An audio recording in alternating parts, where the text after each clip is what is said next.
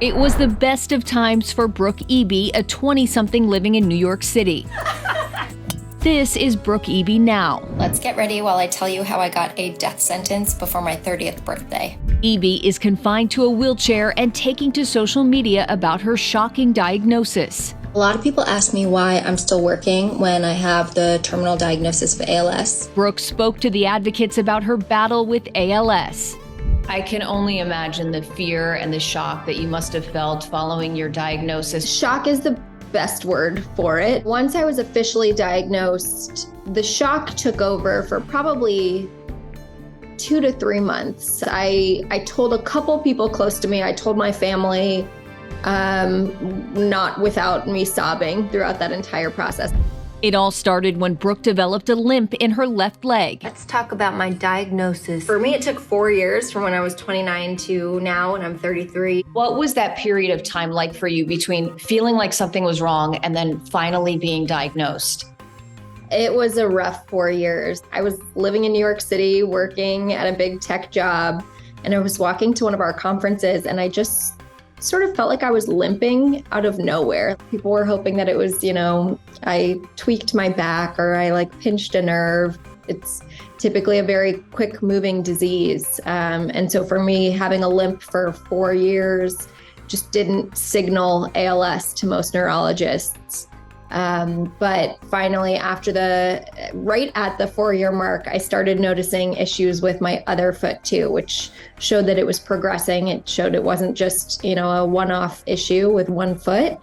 And once I had that progression, I went back to the neurologist and they were able to officially diagnose me. And ever since, Brooke's social media posts, my big kid chair arrived. her resilience, Taking my wheelchair to the mall for the first time. and infectious positivity has inspired people all over the world. A lot of people, when they walk past me, do this.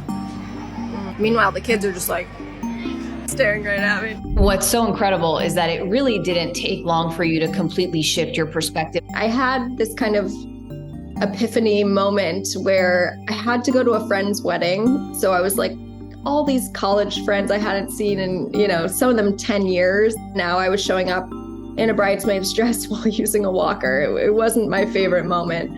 But as we were walking in, one of my best friends was there too. And I turned to her and I was like, I can't do this. I don't want to go. Let's just leave because everyone's going to be staring at me. And she was like, well, what if we just make it fun? And then probably an hour later, we had the bride limboing under my walker. I was giving walker rides all over the dance floor. I think my friend's reaction just kind of flipped it, where I was like, even if people look at me funny, let's just try to make a fun moment out of it. And after that, I was like, okay, if I'm able to laugh at myself in this type of situation and other people were joining in, no one was saying what's wrong, seriously. Now hundreds of thousands of people are following Brooke's ALS journey on social media. Hey, my dad and I are going to spring training today. Gotta get in the van. What has it been like receiving the support and feedback from others who are watching your journey? I think there's something interesting about seeing someone who looks very much alive and, somewhat young, contrasted to this heavy disease that people don't associate with someone who looks like me. But I've been amazed. I always say, if you've lost faith in humanity, go look at my comments because I get so much support. I also think TikTok just allows people to connect, and maybe someone in their family dealing with ALS or they've never heard of it before at all. But I think people are interested in different types of stories. ALS is kind of kicking my butt lately. So I've just sort of leaned into it, and I probably overshared quite a bit, but so far it's only led to good things. Have you ever come across a dating profile that says, I have a terminal illness? Because that's what mine said. I think finding purpose is the only thing that has kept me sane through all of this. And my purpose is to bring light to ALS. So many people are moved and inspired by your story and the strength that you continue to show.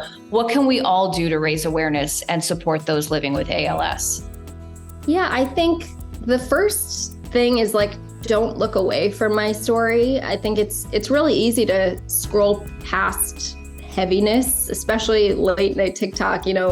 You're going through people reviewing makeup, you're going through funny animal videos, and then you get to me and I'm talking about a terminal disease. I'm talking about it typically in a funny way. We gotta live life in dog years here. Like if I'm being told 2 to 5 years, we gotta make every one of those years worth 7. ALS is extremely underfunded compared to other diseases. I hate to benchmark diseases against each other because it's just like bad compared to bad, but I mean, someone dies every 90 minutes from ALS, and over a lifetime, they say 1 in 300 are going to get it. So getting involved, whether that's financially or just with your time and your heart.